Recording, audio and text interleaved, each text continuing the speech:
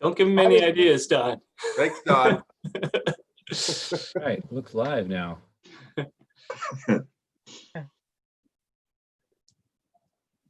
So are you ready? Do we need to take attendance, I'm guessing? Sure. Or it seems that we're on video. Is that enough for attendance? I think we're good. We're recording and we're up on YouTube. All right, and I Thanks, think Mel. the first order is minutes of June 19th to approve. Does anybody have any comments on June 19th minutes? Corey? I have a comment on, there was a section that described my comments on the importance of having data in terms of looking at school enrollments and things like that that relate to development pressures. I think it seemed to imply that I was saying that that basically I was making a direct link between growth, schools and growth. And my main point was really that I just want to make sure we use data. Does that make sense?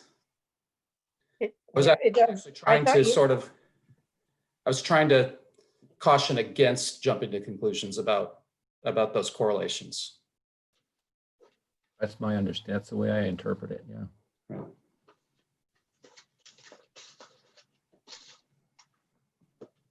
Do we need to adjust the minutes at all? Or everybody under the same impression there? Yeah, I don't think it's a big deal. I just wanted to make sure it was clear. You can have these minutes reflect your clarification of what's in the prior minutes if you're generally comfortable with. That's fine with me. Okay. Yeah, thanks. However you wish to do All it. right. Anybody want to make a motion? Motion to approve? I'll move to approve. Second? So just as a reminder, we do need to do a roll call vote. And Dave, I'm happy to call on people, or you can. Go right ahead, Jay. Yep. Sure.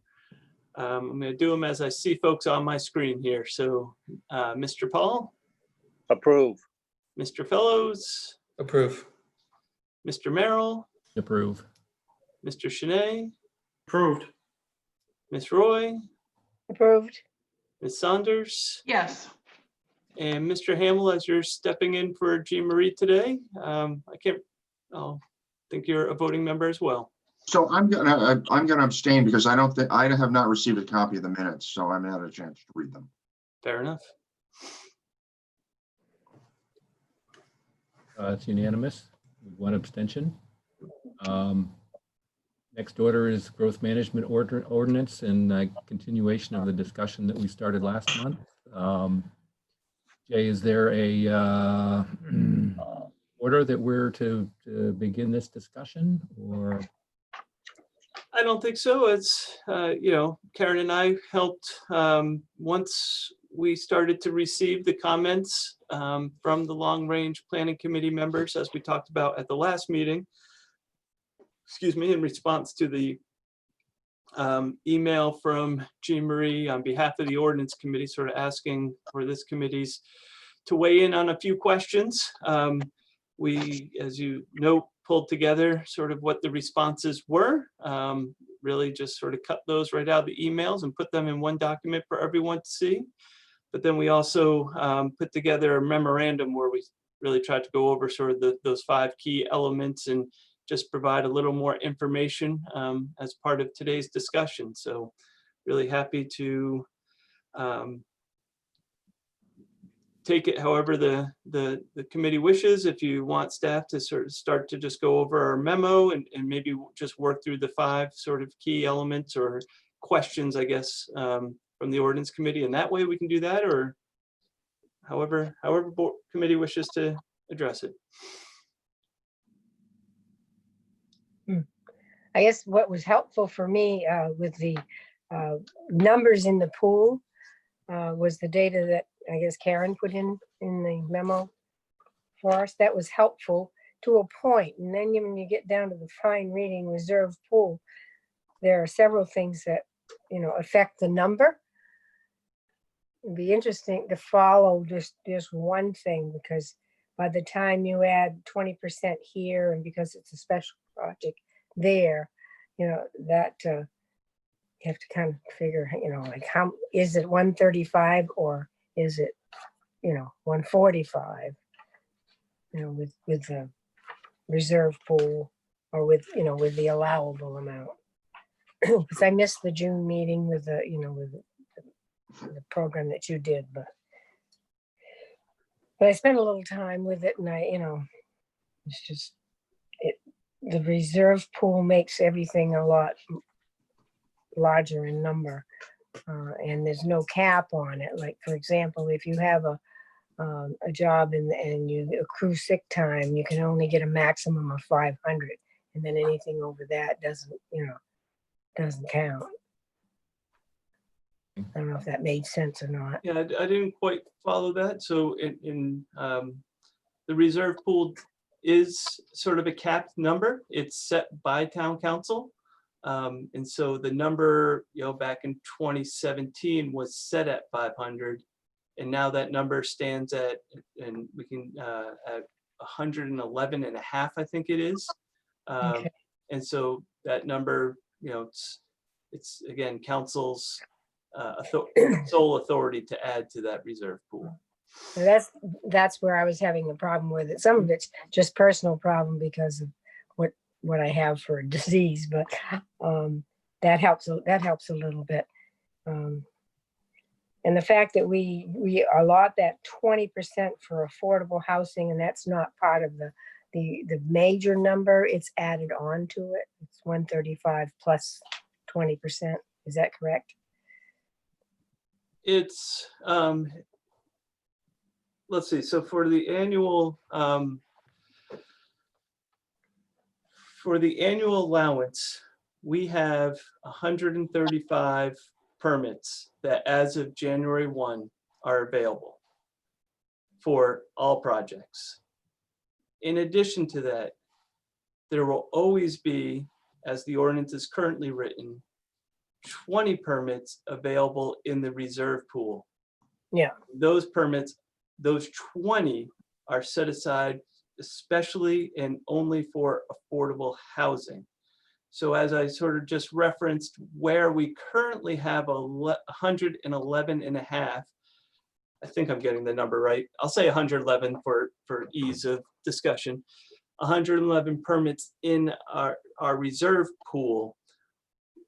Should that number be drawn down to zero, let's say come December 1st of this year, and I'm just arbitrarily picking dates and numbers, and there was no further discussion by council or action by council to add any more permits to the reserve pool, the way the ordinance is currently crafted, automatically on January 1, the reserve pool would have 20 permits put into it that are set aside specifically for affordable housing projects. Okay. I'm all set. Thank you. And yeah. Did you have a comment, Don? I see you had your hand raised a minute ago. Yeah, I just wanted to thank, and this is really out of order, but I wanted to thank everybody for the work on this, you know, on behalf of the ordinance committee and Jean Marie and Ken Johnson. And I just really, number one, want to thank everyone on the long range planning committee and staff and who spent the time and energy thinking about this issue. So thanks for making the time for it. I know you've got a gazillion other things going on, so it's much appreciated. I think it's going to make us, you know, it'll be very helpful for us as a committee when we take a closer look at the growth management ordinance, which is scheduled for next month. So thanks very much for that. And, you know, really appreciate everybody's extra work. I thought the insight and the commentary, particularly in, you know, the granularity of the comments from everybody was also very helpful. So thanks. Dave, would it be helpful if we just took each of the questions sort of one by one and slide in the data where we have it and just sort of knock those out? Yeah, I think Agreement? the big question in my mind is just for projecting ahead and forecasting. So, I mean, I'd like to dive into that a little bit, but I do think, yes, we need to go through the questions and find a consensus amongst us for our recommendations going forward. So, yeah, do you want to do that? You want to lead us through Sure, between Jay and I, we'll start. And So I can pull up the memo, I think, as Yeah. you know, be helpful for folks to be able to see the table of permits, I'm sure. So I'm happy to do that if that's agreeable. Yep. Seeing head nods and hearing a yep, I'm gonna go ahead and do that. And just for the record, Jay's staff pulled all the permit data together. So want to give credit where credit is due on that one. We're a team, Karen, don't you? I know, but A lot of work.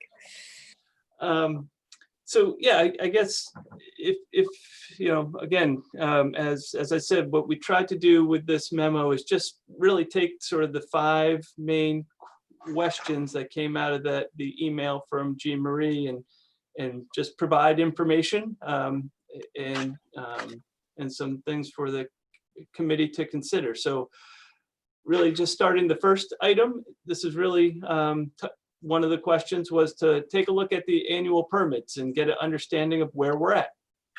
And so just by, you know, I know folks have read this, so I won't belabor the point, but, you know, this is, you know, growth management ordinances allowed through state statute. So we can't, you know, we don't just sort of have a blanket to do whatever we want here. We do have to follow state rules. And those state rules essentially say that you can have a growth management ordinance provided that the community allows for at least 105% or more of the average number of permits issued in the prior 10 years.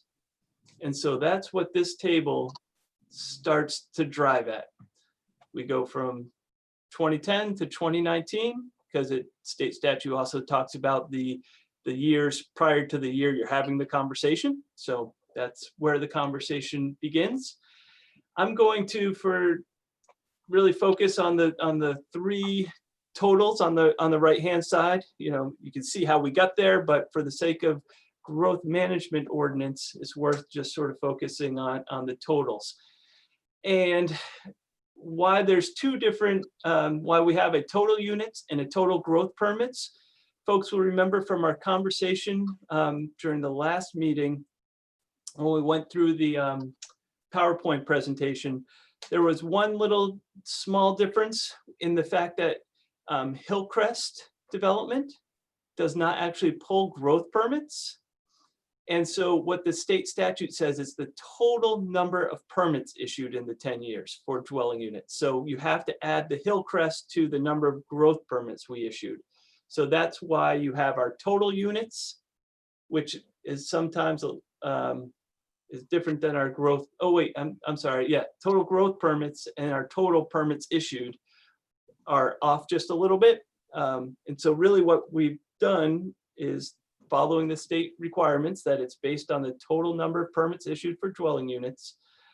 We took the 10-year average, which gets us 127 and 2/3 permits issued every year. And again, because we have our fractional units, that's how we get to, and we'll talk more about fractional units, obviously, as we go along.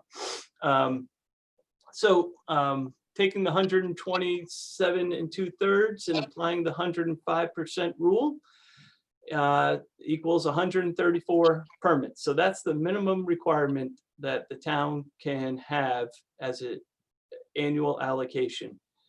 I guess I didn't put the caveat in here.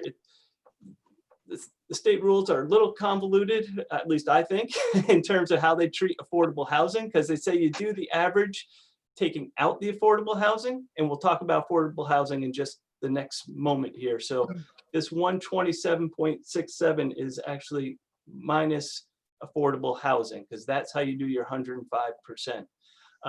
So again, we are required to have, per state statute, based on our last 10 years, at least 134 permits available annually, not excluding for affordable housing.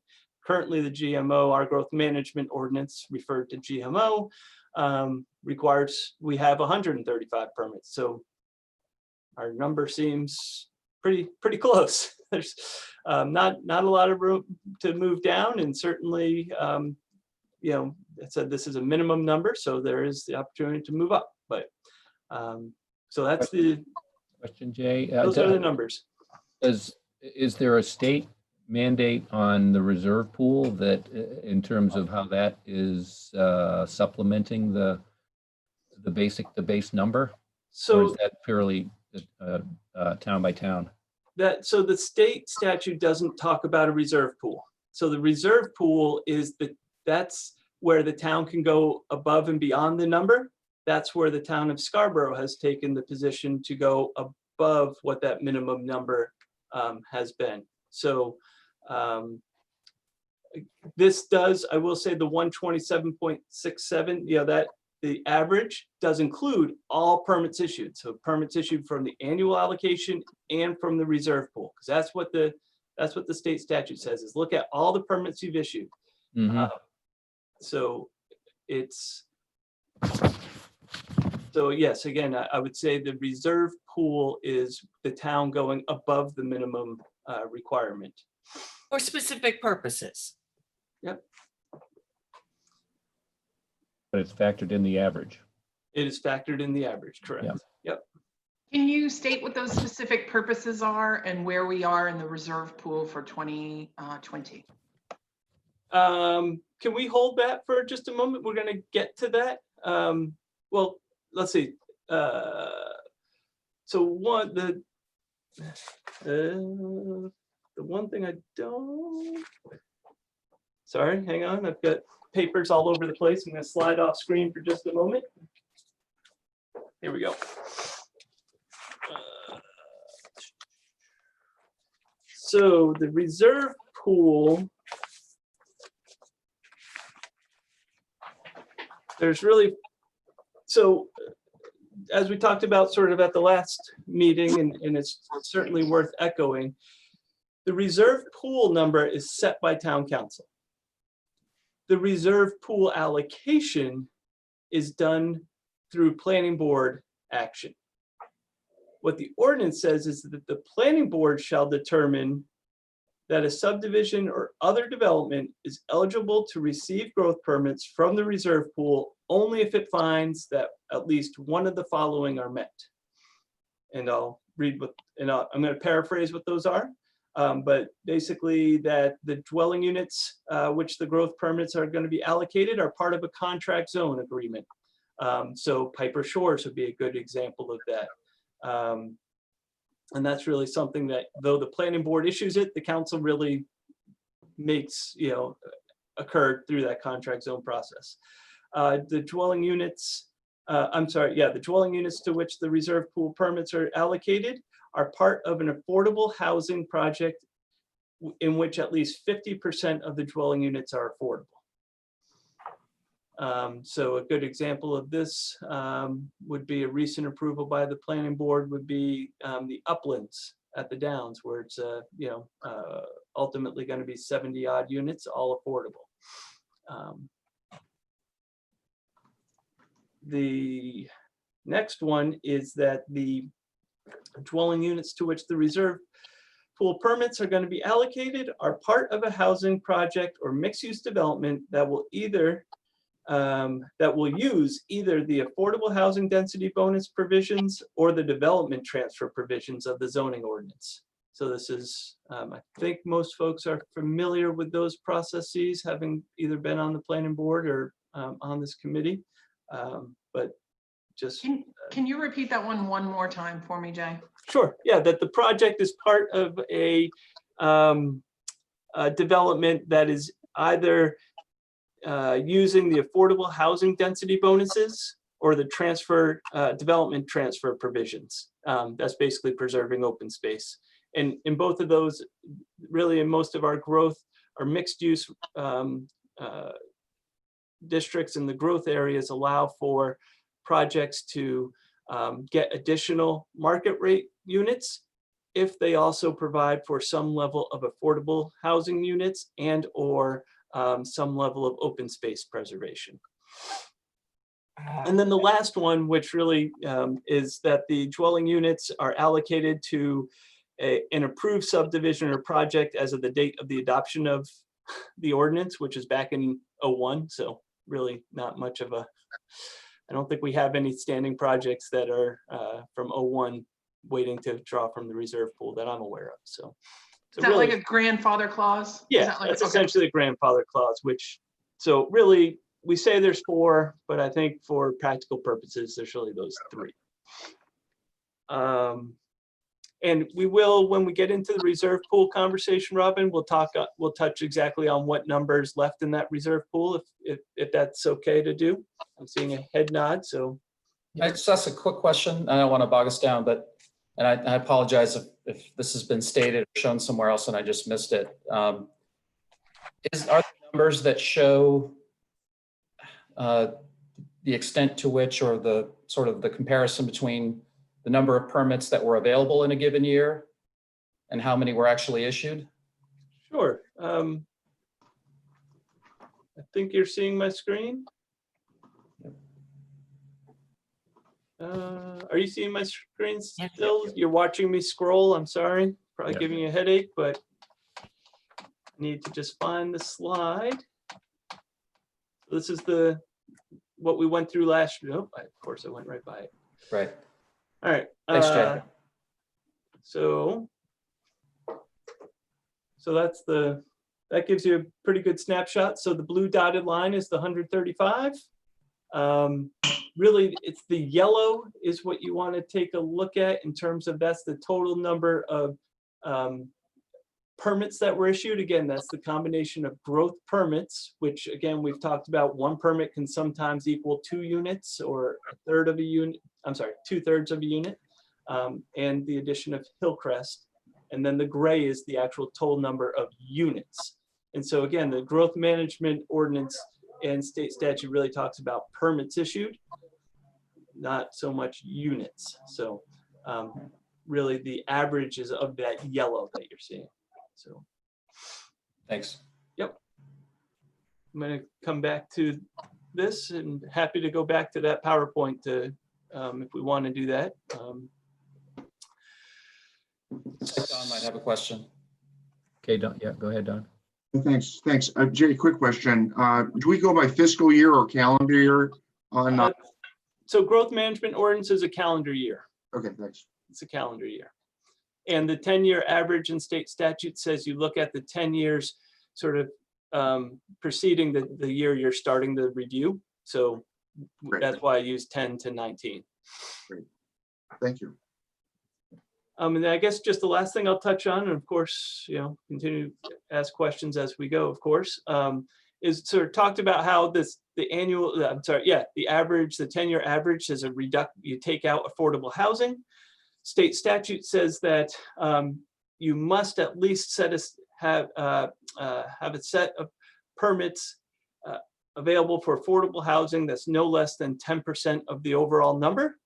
As I talked about earlier, our town ordinance currently holds aside 20 permits in our reserve pool. That's how our community addresses the question for affordable housing. And that's, as I said, that's about 50 in the memo here, that's about 15%. So we're currently exceeding the state minimum.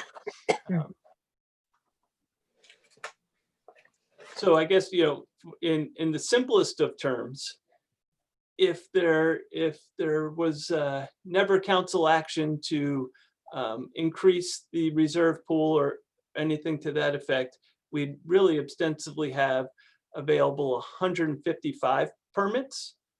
Again, that's the 135 for standard for projects, and then the extra 20 set aside specifically for affordable housing.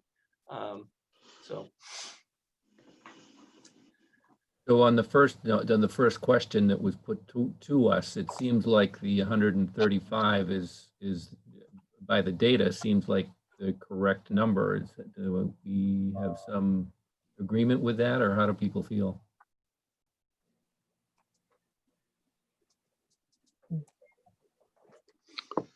Well, that's just about the minimum, if I'm correct.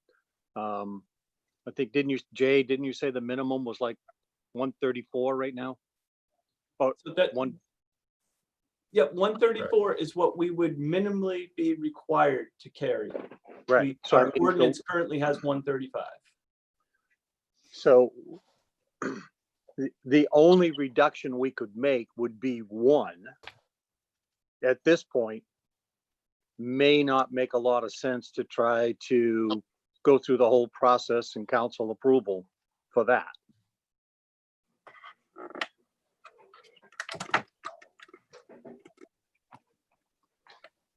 And I think the one thing that's just worth noting as we get into the discussion around,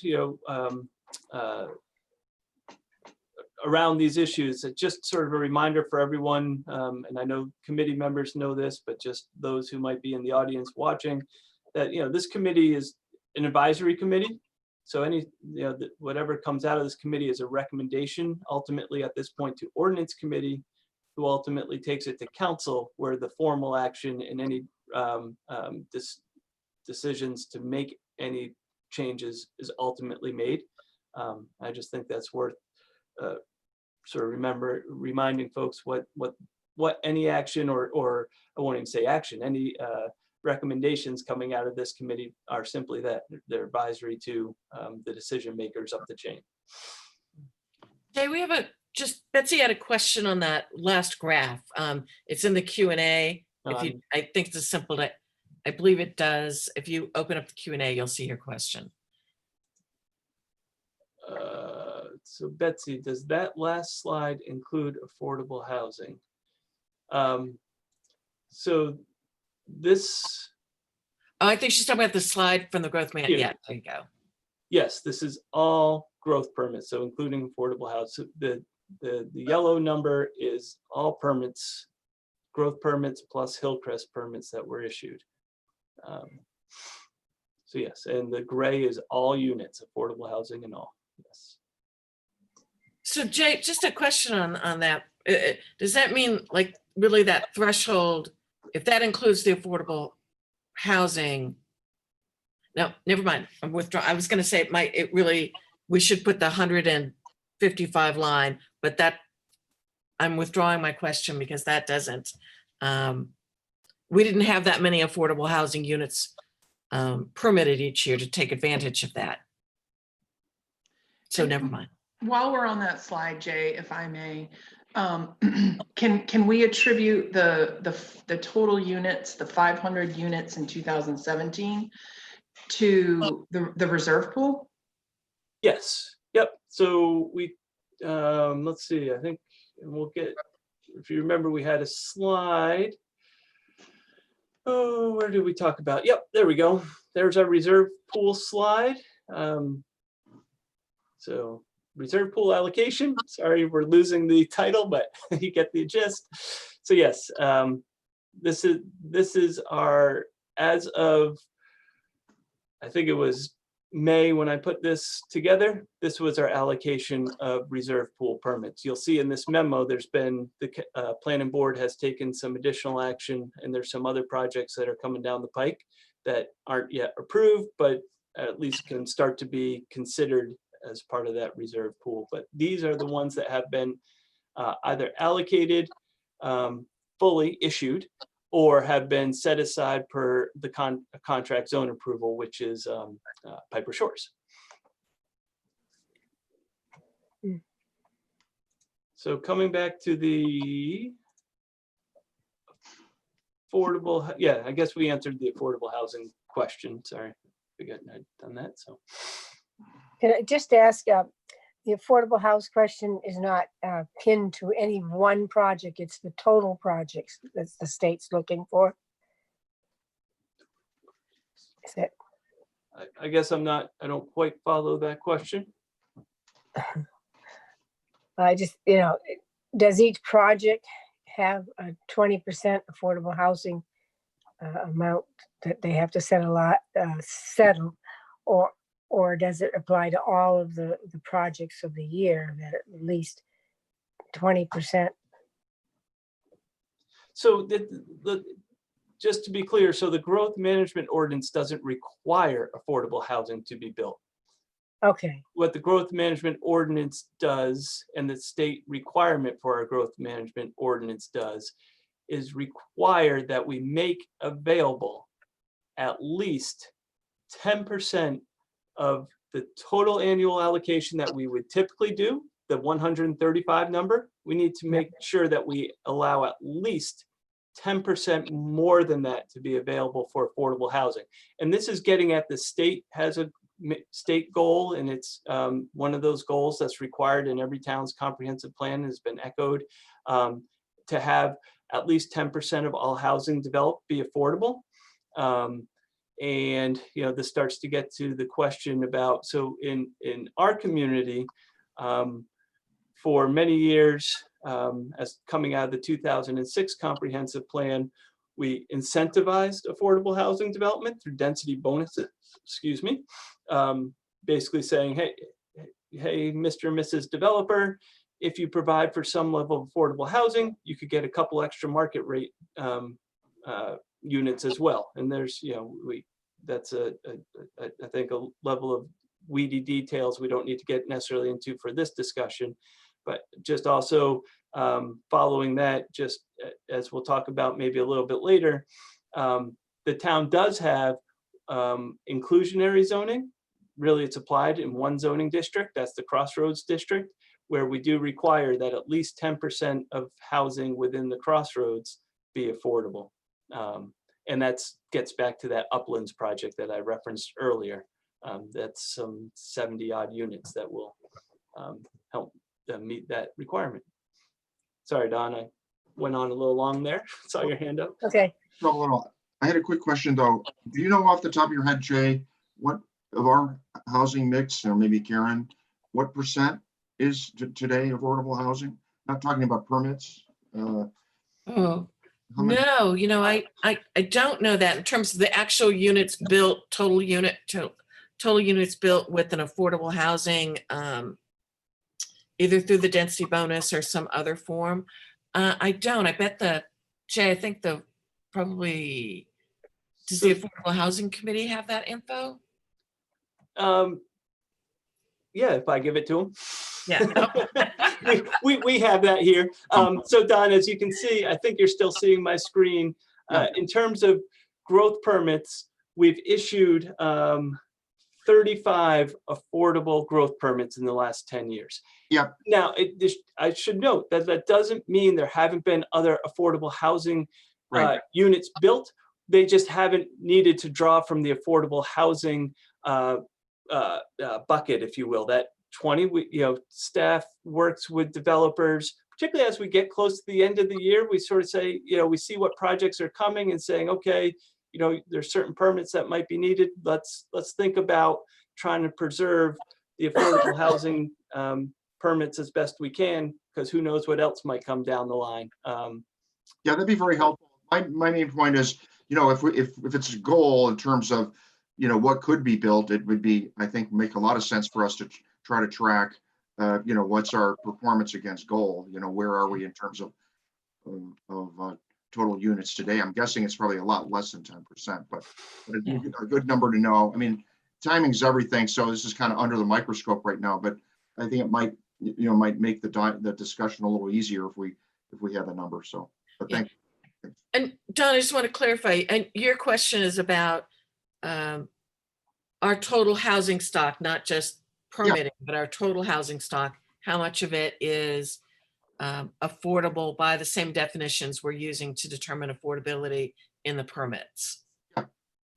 Thanks.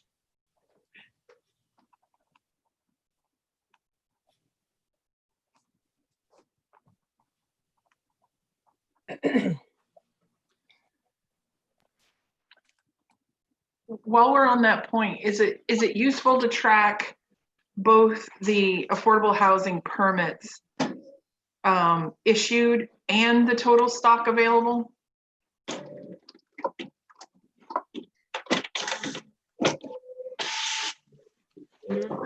Robin, I guess, are you talking about the permits issued? And Yes, the yes. total growth permits available, or the total housing stock? Well, I'm just wondering what the difference is if we track the total housing versus the affordable housing permits. I guess I want to see what that difference is too. You know, because if we're allotting 20 of them each year, but we've only used 35 in the last 10 years. It seems to me that we're not quite keeping pace.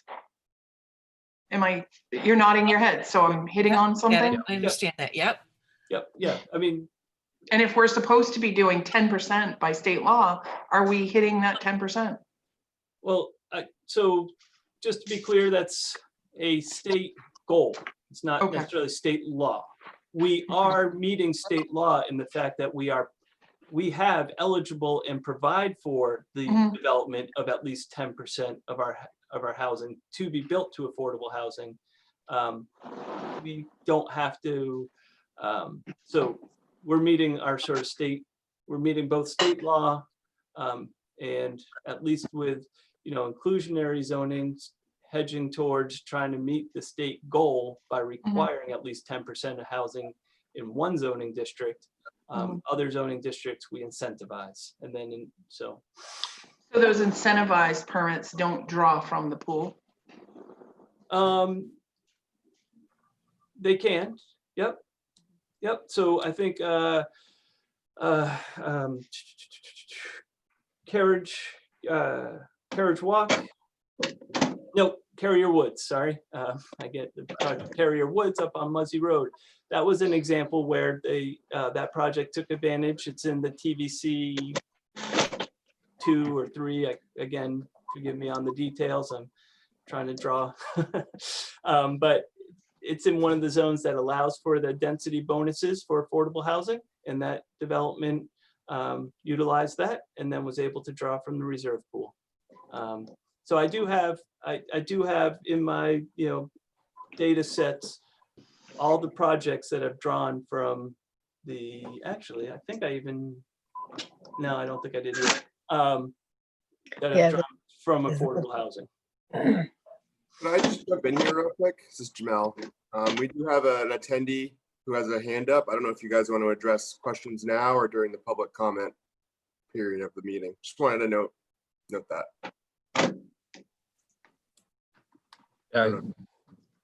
Any opposition to taking a question? Nope. Go ahead. I think we've already set the precedent by taking Betsy's question before. Yeah. I don't, Jamal, I don't see who's got the question. I will, it's Rocky Vespero. I'll allow him to talk. 1 second.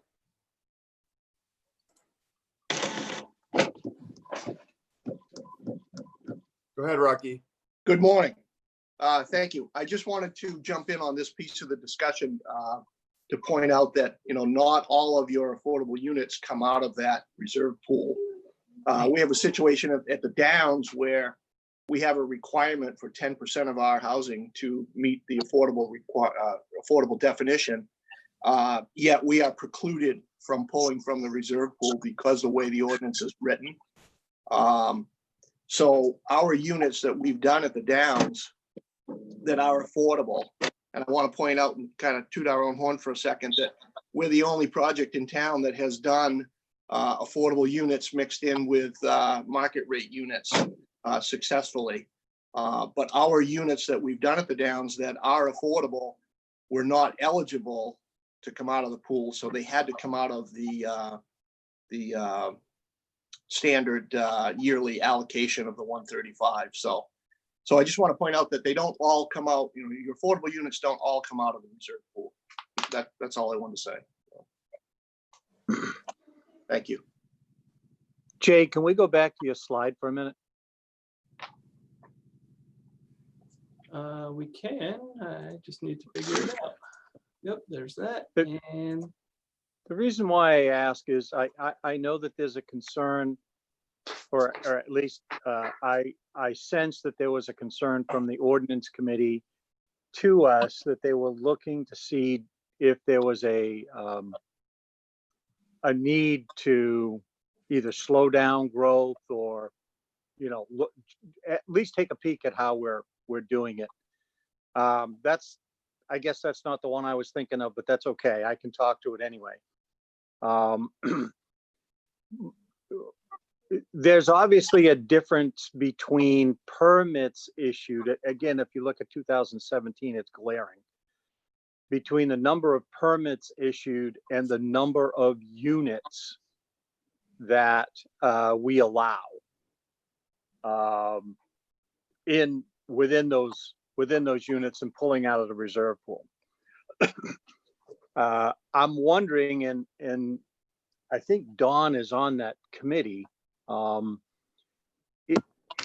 If we were to address the total number of units in addition to the total number of permits issued, would that come closer to what the sense is on the council in terms of growth in town?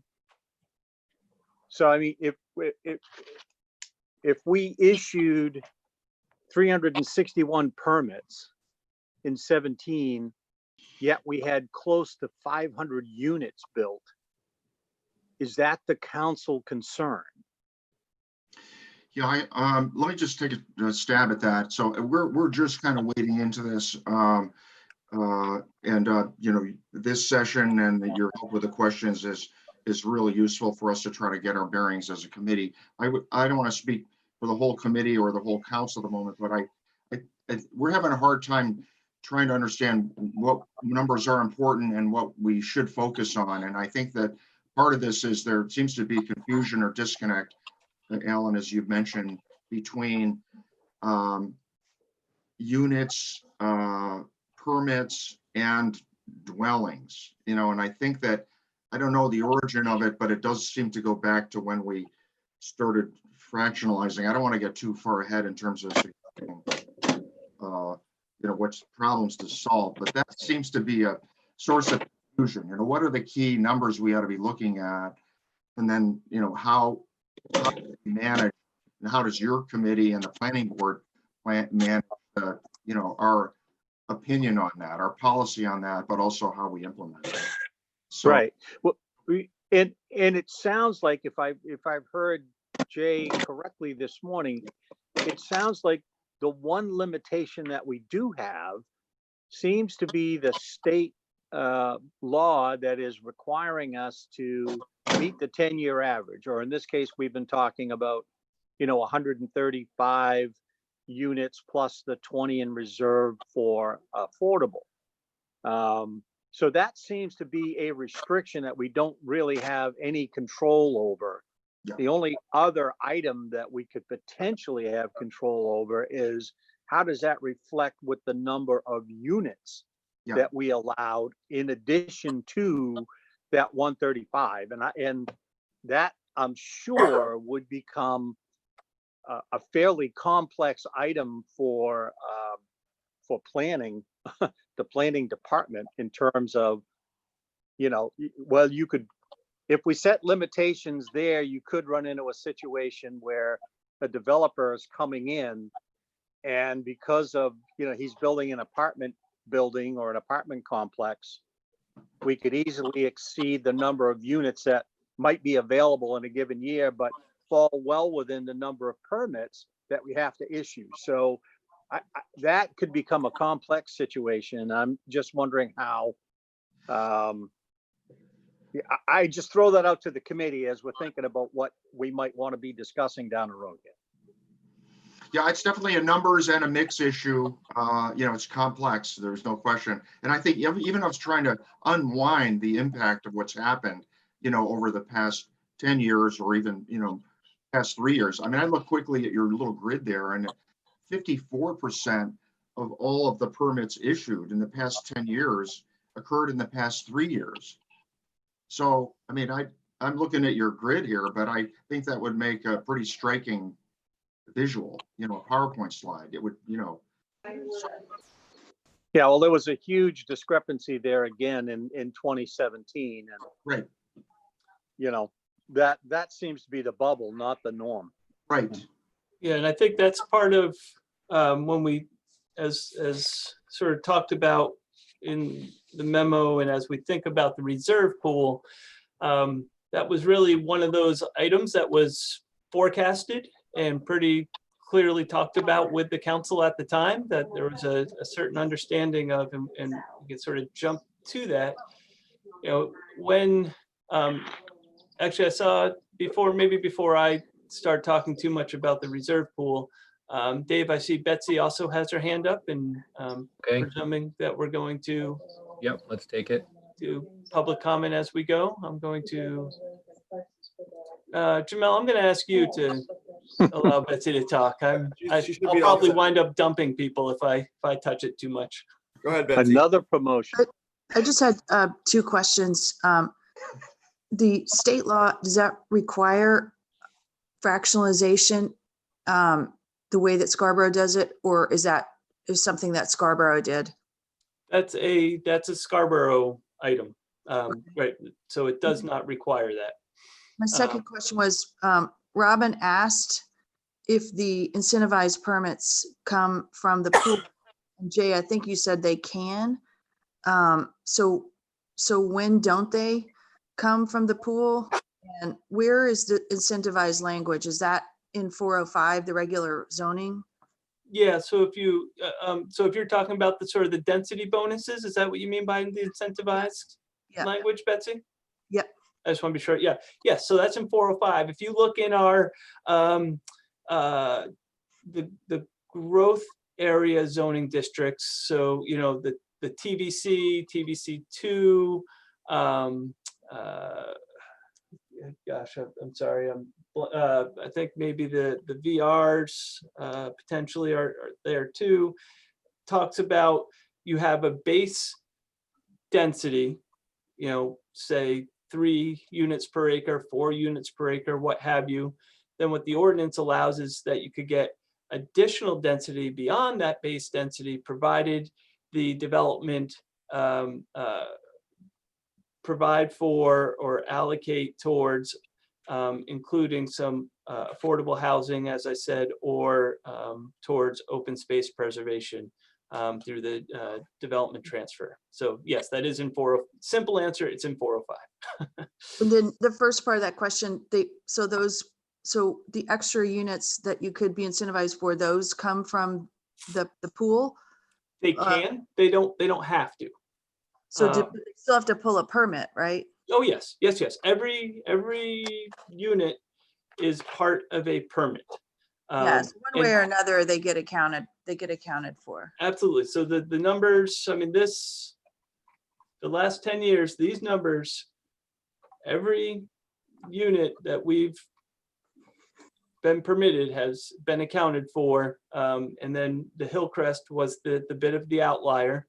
And I think my best understanding of it, and I'll have to talk with my staff again, there's maybe a half dozen lots left in Hillcrest that aren't built out of the 100, and I don't even remember what the number is, but anyway, that project's pretty much towards its end. So this total permit issued at the far right here is total permits.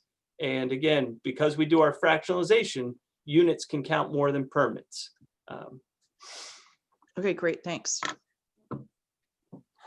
Jay, I think because of the interdependence of all these GMO components and to keep us moving, should we move into the reserve pool discussion about to keep us moving forward here? Yeah, yeah, and I think we're started to sort of cross, you know, as this conversation is going to do, we've crossed into a number of things. But just if I could, it sounds like in general summary, and I will say, you know, if this committee feels like we need to meet again before we go make a recommendation to the ordinance committee isn't meeting until August 20th. So there would be time to do that. But I think what I've heard coming out of just the last annual allocation discussion is that based on the numbers that are presented, that there's probably not a whole lot of action on the annual allocation number. That seems to be the general sense I was getting, and I want to be sure I'm reading that appropriately. And I think I'm seeing some head nods. I think so, but they are interdependent in many ways. So I think Yep. It's a holistic view. If we need to get through the reserve pool discussion as well to confirm that. Very good. Yeah. So again, and we talked again last meeting, we did the presentation, but it's worth just a quick overview. So again, so I think folks now understand we have our annual allocation, but then we have this reserve pool. So the reserve pool was originally established with about 200 odd units in it back in 2008. Prior to the 2007, 2008 ordinance amendments, growth management ordinance amendments, permits would roll over every year. So if they weren't, they'd roll over. So if, only 35 out of the 135 were issued in any given year, the next year there'd be 235 permits available, so on and such forth. With the amendment in 2008, that rollover was ceased and the reserve pool was created. So prior to 08, we didn't have a reserve pool. 08, we created the reserve pool.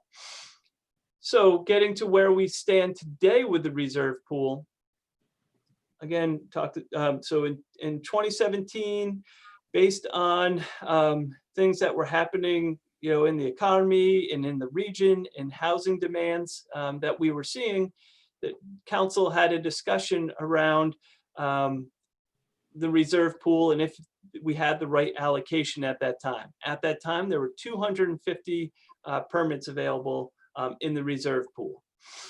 And as you can see sort of you are seeing my screen, right? Yes, I am sharing. As you can see over here on the left-hand side, at the time of the discussion with council, there were some 850 multi-unit units through various developments that were being talked about and actively pursued in town. And sort of looking at, the reserve pool and the annual allocation, recognize that, the build out of those would certainly take some time. And it's also worth noting that, multifamilies, in a lot of ways require sort of a different approach to growth permits for the simple reason that if you have a 60 unit building, or if you have multiple buildings that account to 60 units, you can't sort of build a half, if you can only get 27 building permits out of the annual allocation, you can't build half a building or, 2/3 of a building or what have you. So, and really our growth management ordinance, what was originally established was really designed mostly around single family homes. And over time, we've sort of started to build in some thought about how you address multifamily. So that's, again, where the reserve pool comes into play. So that was what was forecasted in 2017 and led to the council decision to increase the permit pool from 215 to 500.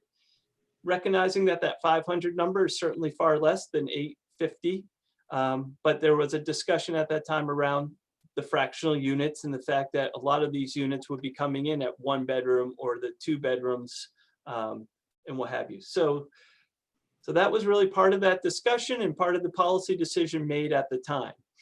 And there was a lot that went into that, in terms of the fractional units and their impacts on services in the community. And we can talk about that moving forward.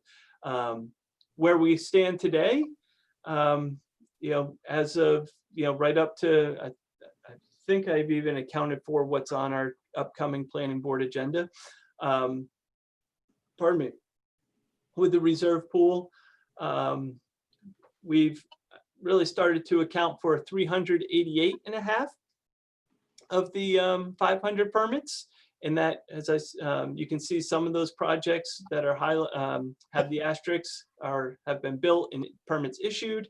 Others have been approved by the planning board and or council for reserve pool permits. That's Piper Shores and Uplands. Jocelyn Place is the South Portland Housing Authority development that's being proposed, and staff presumes there'll probably be a discussion with the planning board around that, since it's an all affordable housing project as well, and that might account for some of our reserve pool demand. So that's where at some point I referenced that there's that 111.5 permits left and I must talk about that elsewhere, in the reserve pool. It is worth noting, and I say that sort of in the last paragraph here, to keep in mind, there have been other multifamily projects that have moved forward without pulling from the reserve pool. And I list some of those here, you know, down in Dunstan Village, the units right close to Route 1 there, Avesta Housing, North Village, which is part of Eastern Village, recently got approval, Mill Commons, Carriage Walk, and others. So you know, this isn't intended to be a snapshot of all multifamily. It's intended to really be a snapshot of the reserve pool. And I think there's an important difference there, because multifamilies can still pull from the annual allocation, just to be clear. But to summarize, Jay, we've got a 200+ shortage right now of what you forecast versus permits available. Is that accurate, or am I misunderstanding?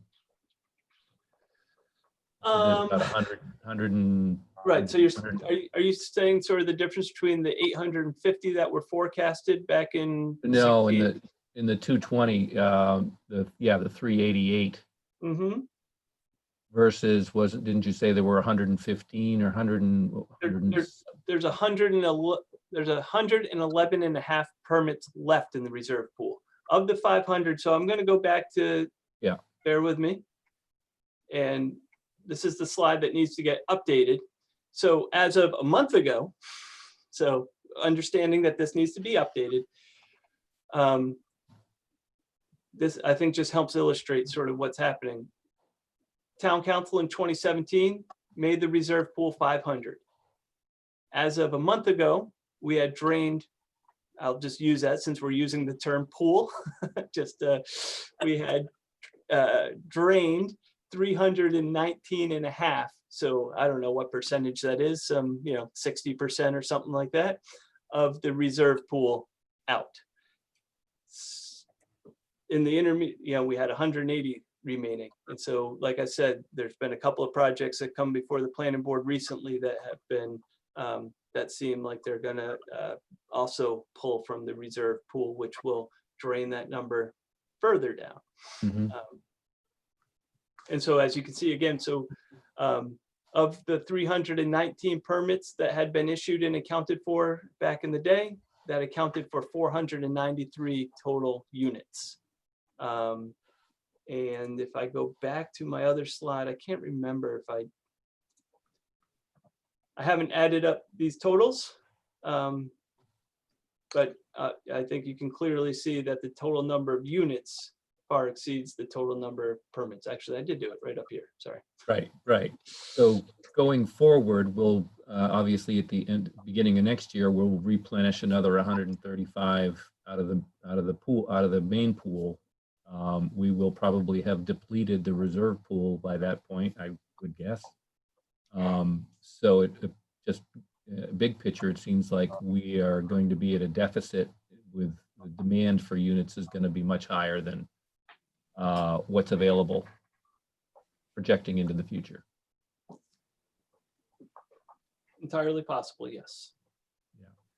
And that was, again, going back, that was really what was sort of foresaw going into that 2016-17 decision by council.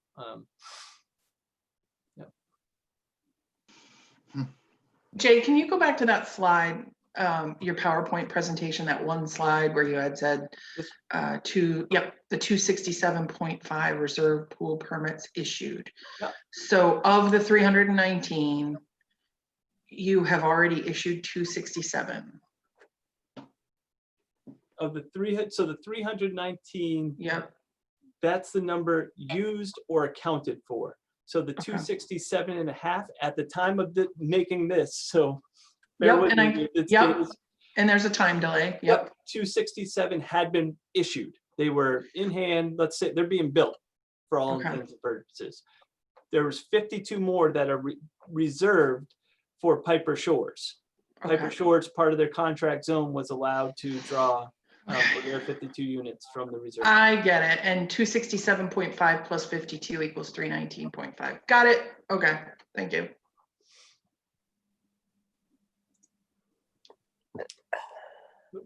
what am I doing here? Let me come back to this one.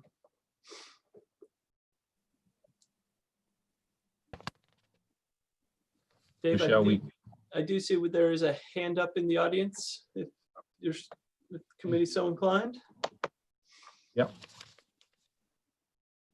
Out of my control. You want to, whoever can, you want to take a question? I think Jamel did it. Go for you. ahead, Betsy. You're muted, Betsy. Oh, Okay, there you go. I'm not quite sure. I totally agreed with what Dave was saying. So I think, Jay, on this slide, what you're saying is even after all of these things are built, we'll still have 111 and a half units in the reserve pool. The reserve pool won't be drained even after all of these projects. Is that correct? Correct. If all of these projects pull from the reserve pool, which staff projects they will, Jocelyn Place being the one little bit of an outlier, but it seems that it would be supported for that since it's all affordable. The number at the top, the reserve pool to date will have accounted for 600. Yeah, this accounts for 631 units, and it would, exactly as you said, there'd be 111 and a half permits left. If Okay. these were the only projects that came forward. And the last time the council increased up to 500, how many were in the pool at that time when they did the increase up to 500? 215. Okay. So there was an addition of 285 permits. And prior to that, do you know, had it been increased? So it was set up in 2008. Had it been increased by any other councils prior to the increase up to 500? Not that I'm aware of. So No. I have a 90+% comfort level that it hadn't been. I Okay. started here in 07 and I don't remember it happening. And I feel like it was in the last 5 or 6 years. I would distinctly remember it. Before that, things start to get a little fuzzy. So since 2008, we only needed one increase, or the count we didn't need, but the council determined they wanted to make one increase since 2008 to that reserve pool.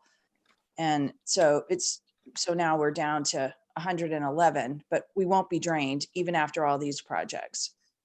And just to be clear too, Jay, we still have close to 100 of the regular annual allocation permits left, correct? Of the growth management permits For this year, for this year. last number I heard, I think we had issued probably 50 odd. So not quite About 100, but About 80 let's or call so it left. between 60 and 80. I would have to ask my staff for real-time data, but that's So on top, so adding the 111 to the reserve pool plus the 60 to 80 that are left, we're still over 200 until January 1, 2021, correct? and then Okay. January 1, just to be clear, we get it, the annual allocation bumps right back to 135, and whatever's in the reserve pool is sitting there in the reserve pool. Great, thank you for clarifying. And thank you for the question, Betsy.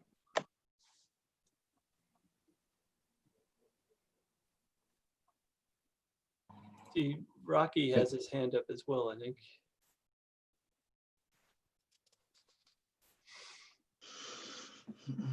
Yes, thank you.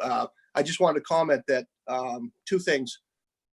After 08, there was a reserve pool. The reserve pool had been created, but there was virtually no market demand until that point in time when the council recognized that the need for multifamily housing was there, the desire was there, and so the council bumped the numbers up. But prior to 2008, something that we had negotiated very hard to get into the ordinance when it was created back in the early 2000s was the fact that any unused permits would always roll over. And we felt that was important because we knew that the market would ebb and flow, and there would be years where we used every permit, and there would be years where we didn't even come close to using all of the permits that were available. And so if the goal really was to control the growth, then the permits should roll over. And so up until 2008, those permits rolled over. And I think it would be interesting to see what the math would have looked like if that had not been changed in 2008. And if They simply had continued to roll over. I think you'll find that when it came time for the council to add those additional permits into the reserve pool, when they did, had they just allowed all of those permits to roll over time that were unused, it probably wouldn't have needed to add any or many. I think is the way the math would have added up. The 135 really does seem to be an average that seems to have worked. Thank you.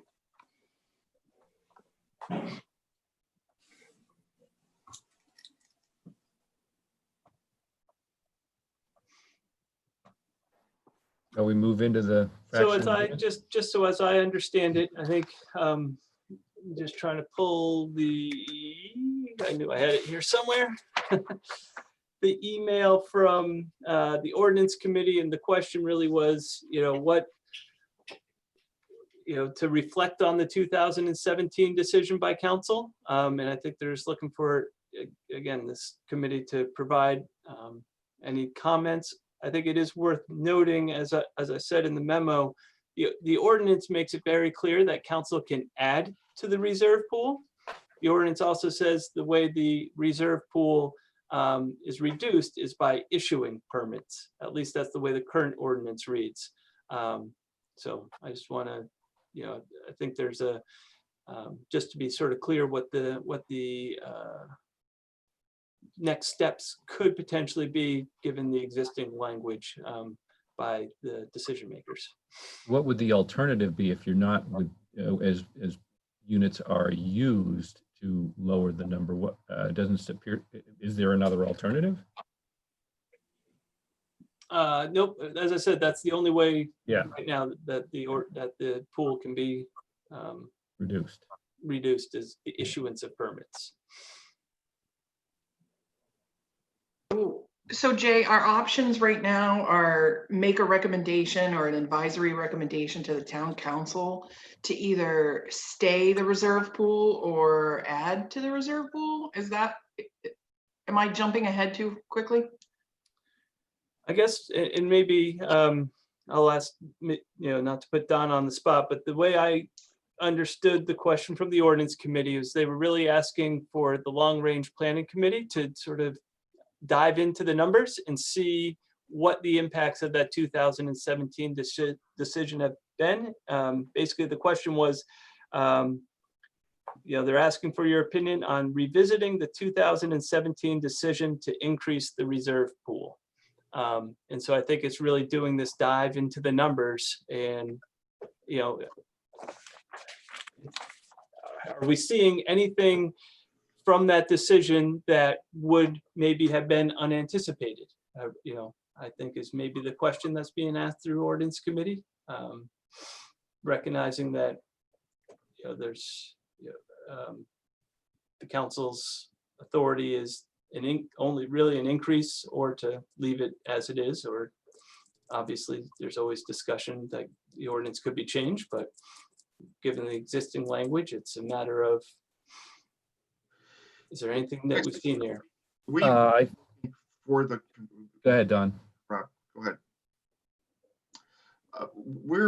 I really don't want to intrude on your process and your thinking. So we'd rather like you to follow through on that, and we'll would like to see you guys come up with a recommendation with us directing you. I don't think we know. I think that looking back on this in this discussion, I think it's been very helpful to understand what happened and the difference between the perception of what happened and what actually seemed to have been the result. So I'd really at this point like to defer to staff and to the long range planning committee for you to follow through on the discussion. So thank you. Dave, I do want to put into context something else that was going on in 2017 when the council was weighing, should we add to the reserve pool? And as Rocky said, the market does, ebb and flow on that. What had happened just prior to 2017 is there really was a report done, I think, by the Greater Portland Council of Governments that talked about specifically the multifamily development in the entire region. And basically what they found was over the last 30 years, there'd basically been very little, and in some cases almost zero, multifamily development. So that there was a deficit in the apartments being built. And that's why you were seeing all the articles about rental vacancies being under 1%. And so there's a general feeling that within the region, we were definitely behind the curve, region-wide, not just Scarborough, but region-wide, in terms of the availability of multifamily. And so I think that's why you were seeing some folks really do flow into the market to try to fill that gap. And I think what we're seeing, and Jay, correct me if I'm wrong, I don't know that we're seeing a quite the level of multifamily development that we saw in 2017. There's been some, a slight decrease in that. And I think region-wide, really a lot of people jumped into the market to try to fill that gap. Karen, Oh, go ahead.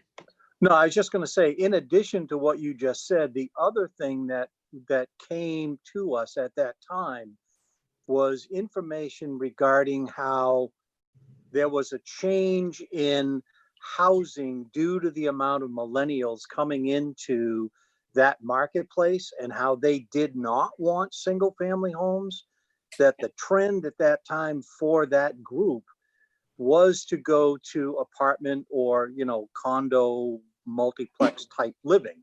So those two items seem to be driving the marketplace at that time, which kind of, in my opinion, caused what we felt was the need to increase the pool at that time. So, yeah, like I said, a lot of different forces going on. I think forcing a peak, and also really making us look region wide at what our housing stock was.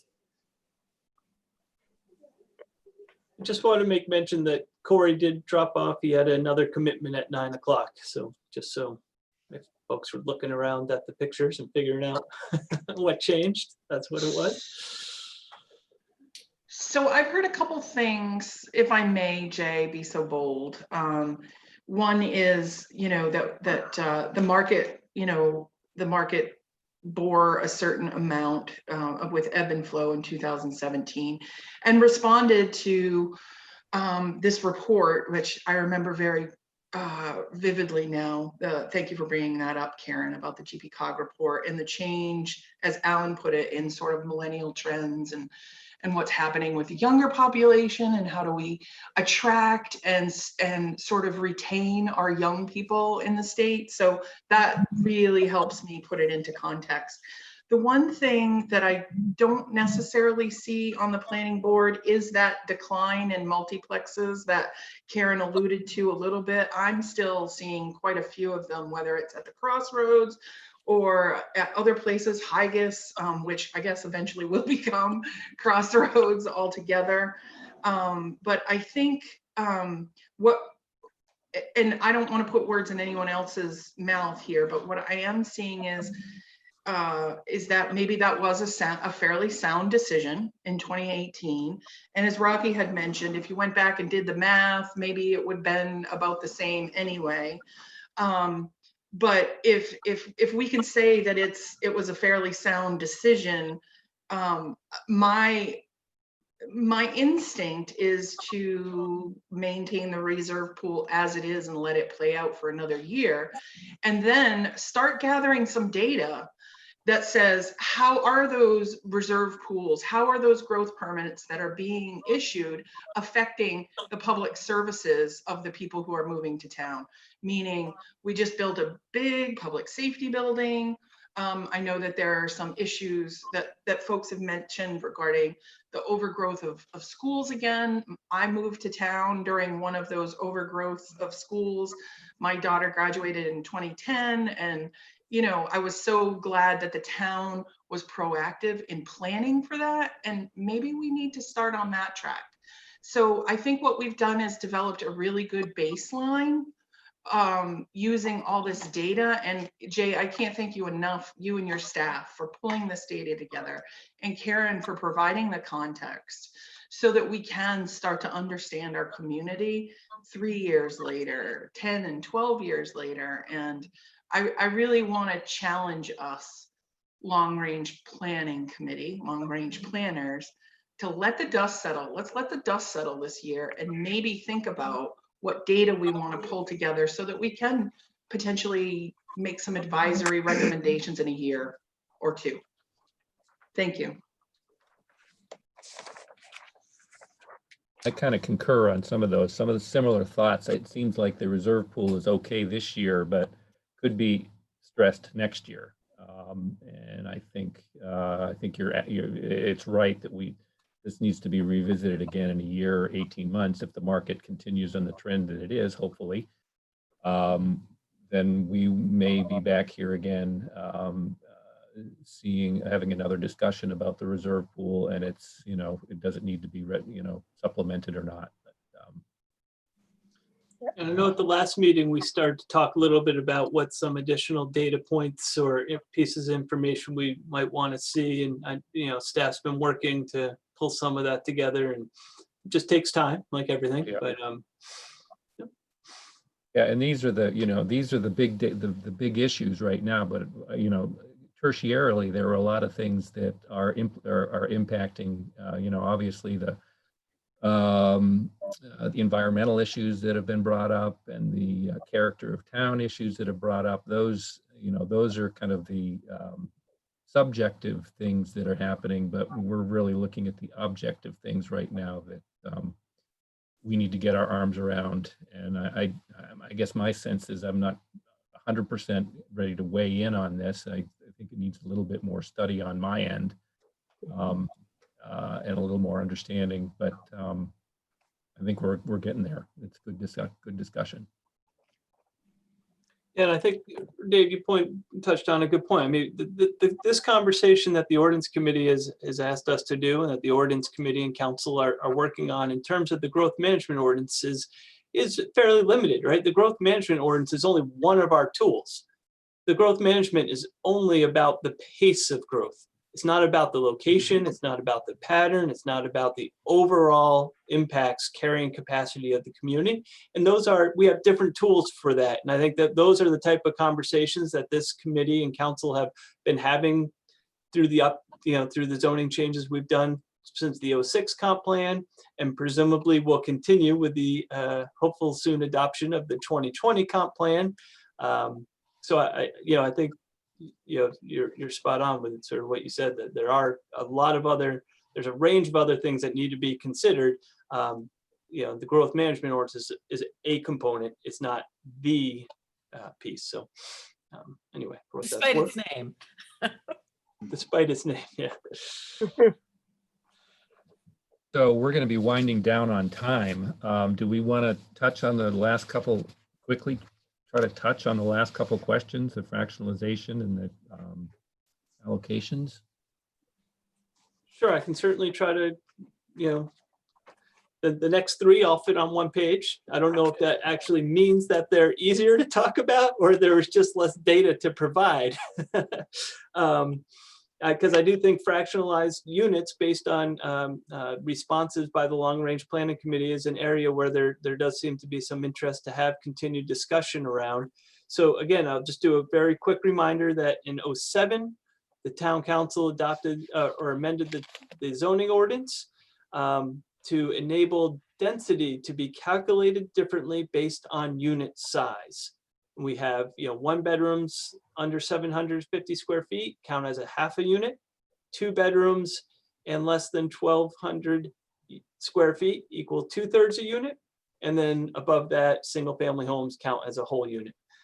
In 08, there was a corresponding change in the growth management ordinance to follow that same sort of fractionalization of growth permits. So again, 1 growth permit can equal 2 units. if they're 1 bedroom and less than 750 square feet. That's why our gray line is so much taller than our yellow line in some years. Not all years, but some years, particularly in the last few.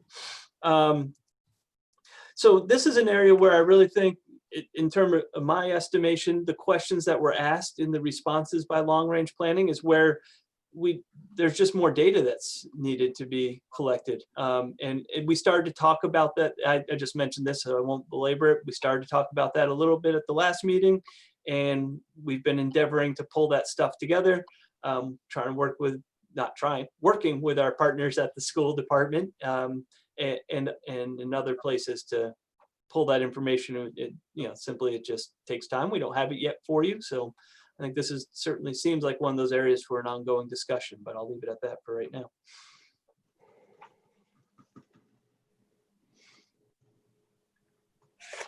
Anyone have a comment? So then if there's no comment on that, if I didn't miss anyone, the other question that was asked was about the allocation of permits by project.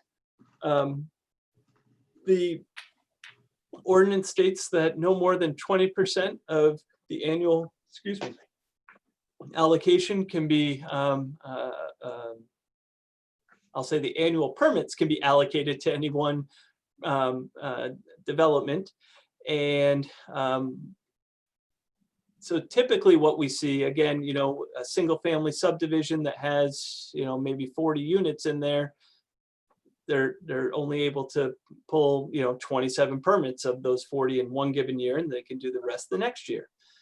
What we've seen is we have, obviously in town, folks are well aware, we have some bigger projects such as Eastern Village, Dunstan Crossing, the Downs, where the projects are really broken up in different phases, and they sort of have single family components, multifamily components. And so the different phases really get taken up as different projects. So I think that might be the question, and some of the confusion is, how does in Eastern Village, South Village move forward while still single families moving forward? Or in the Downs, how do we have sort of multiple multifamily developments happening with a single family in one given year? And so that's really how that occurs, is again, these projects are just a different scale and magnitude, that they really do get broken down, and then each component gets its own 20% allocation.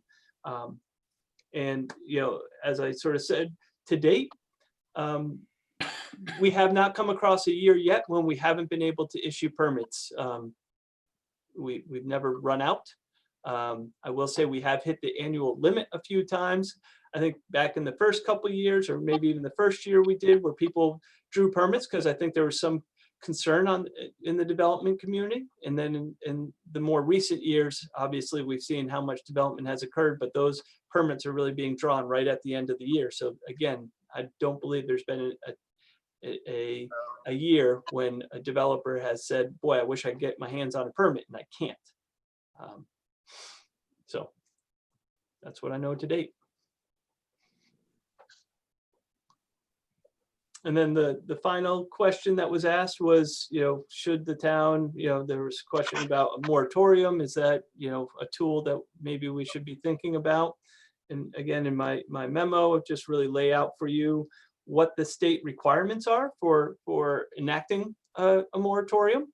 There's really 2 criteria you need to find they're met. And that moratorium can only last for 180 days with an extension of another 180 days if found needed. I think a moratorium is typically sort of an item of last resort for communities in a lot of ways. It's a fairly draconian approach, maybe something that the town needs to consider. But I do think, where one of the criterion is that, that the application of existing policies and regulations is inadequate to prevent serious harm. I think there was a clear policy decision back in 2017 to increase the reserve pool to 500. So there was that decision made by the community. And at this point, we've seen, I think, with 111 permits left in that reserve pool, we've really seen the drawdown of, whatever percentage that is, a large percentage, 80 odd % of the permits. So But again, that's I sort of leave it there for whatever committee thoughts are. And as you said, Dave, I know we typically, folks have to get to work and such, and it is 9:30. And as I said before, some of these issues, I think there's ongoing conversation which we could have if the committee feels so inclined to do so before the August 20th meeting. We could certainly try to find a date, the August 20th being the ordinance committee date. We could try to find a date in the next 2 to 3 weeks that might work for folks. I would certainly be up for that. I'd still like to get my arms around this further, you know. Mhm. Have some more discussion if anybody else is willing. I agree, So- Dave. Yeah, I'm on board with that too, Dave, and I guess I feel like we went through the unit discussion fairly quickly because of time. I think I'd like to have some continuing discussion about that. But I would like to also say that I am at this time not in favor of a moratorium. I think we need to, you know, take a closer look at some of the other items that we've discussed this morning. But I think that's kind of a knee-jerk reaction, and I'm not in favor of it at this time. I agree there. I don't think we've nearly reached the criteria to consider a moratorium. Agreed. Yeah, I put that in there as perhaps a moratorium, but just because we've looked at it so briefly, the time has not allotted us to really take a look at it. And so I'd be in favor of another meeting before August 20th, just to see if we've got our ducks in a row with it, because we don't want to rush it, because then we'll be back correcting something that we didn't mean to allude to. So. How about August 7th? It's like the first Friday. I think that's one of our normal LRPC meeting times. Yeah, that would work. Yeah. And staff will send out an email poll to the rest of the committee, Jean Marie, Corey, be sure we can, but it sounds like that could be potentially a workable date. And Jay, I know I've said it before, but wow, just having that data to look at and to talk through with the That's committee was just incredible. I know that you guys have been put under pressure to deliver to us so that we could have these fruitful conversations. And I know you all have so much else going on, and I just really appreciate everything that you, Karen, Jamel, and others have done. Thank you. Yeah, Robin, I was so glad that you asked for the data, because I had asked for more data, because we're on the edge looking into, you know, a lot of information. So it was very helpful. Great. Thanks. Welcome. And Jay, I don't know what happened to my copy of that, but if you could resend that to me, I'd appreciate it. I certainly will, and it sounds like maybe it'd be helpful if I sent that PowerPoint we sent around last week as well. Yes. Folks can have Yep. that. That'd be Again, great. recognizing the data's a little bit dated at this point, but it's a point. I know, Dave, we do have opportunity for public comment on our agenda as well. Oh, yeah. I see at least one hand up at this Okay. time. So before we disembark, and I know folks want to Whoever get back can to control that. vacation and Alan to his boat. Among those of us who need to get back to work, but don't worry about us, guys. Enjoy your boat, Alan. Well, you know, You earned it. You earned it. Can you hear me? Yes. yes. Okay, great. So really great info, great discussion. Thank you very much. I won't take up much of your time because I know you're out. I did really appreciate Robin's comments, because I think, you know, there's, you know, the whole idea of the growth management ordinance, especially the changes in 2008, I think is, you know, do we want to be completely market driven? You know, can we manage the growth, you know, through the schools, through public safety services? I'm not sure, you know, Jay has brought a slide forward with school. The school issue is pretty complex. The BOE has some really good information on school growth that takes a while to go through, but it's well presented. We recently heard from the fire chief that, we haven't even looked right now at capacity that we need for the Downs. So, and then, one of the things that I'm, particularly concerned about is our access to natural resources. As we're adding more and more and more units, we haven't added any more parking lots. We haven't added any more areas for people to access our natural resources. We do have the Conservation Committee that is, driving some land trusts acquisitions, hopefully, so that we will be able to hopefully accommodate the growth. But I think, the 500 units that were added in 2017, as I understood that, Jay, that pretty much one of the ways you got to that number, or they got to that number, was they looked at the unused permits at the 135 each year, and then added those numbers. So in some respects, I think that actually has meant that the town has gone with, market driven number of permits, especially once we got to 2017. So I think it's worth considering some of these factors, not just the data and the numbers of what we've done, but there's a lot of times ways to objectively consider subjectivity. So, how much access to natural resources do we have? How many parking spaces? These are the types of things that I've been trying to get to the bottom of, so that, we can see, are we over driving services? Where are we at in this? And I'm sorry, just really quick, I wrote down another comment, but I think I'll leave it at that, because I think, that's the whole idea of the growth management ordinance, I think, and the changes, especially in 2008, is, do we want to be market driven or not? Or do we want to be below market in order to accommodate the growth through the schools, through public safety, through environmental needs, through access to natural resources, and, obviously the character of the town, and of course, traffic.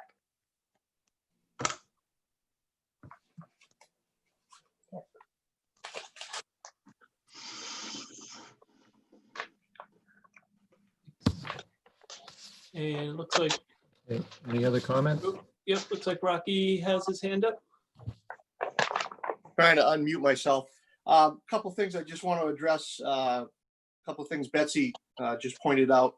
I do want to point out to this committee that during the approval process of any project in this town, open space, access to natural resources, those types of things are addressed within the project itself. And so this town has really been progressive in that. They are handling some of that right at the planning stage within the subdivisions themselves. So it's not as if we're doing nothing to preserve open space in this town.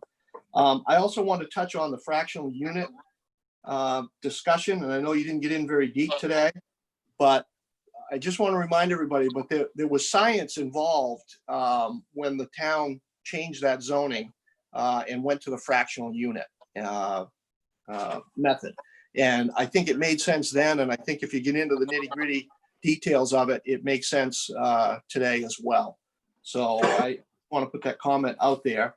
And then I want to just make a comment about, possibly changing the way the town, the town has primarily been market driven, even though we have this growth management ordinance. I think you all know, I personally feel that it hasn't done anything for the town since its inception. But if this town changes its direction and artificially forces or changes so that we're artificially below what the market demands, well below, what you're going to wind up doing is you're going to make Scarborough a very exclusive neighborhood and a very exclusive town that people can't get into. So that's I caution that kind of thinking. So those are my comments, and I appreciate you taking them. Sure. Motion to adjourn? Sorry, Dave. I got vacation. That's all right. Thank Yeah, you, guys. motion to adjourn. I'll second. All in favor? Aye, aye, aye. We'll send an email about next meeting. We'll talk to you soon. All right, All right. thanks, You all. everybody. Thank you. Enjoy your day. Happy summer.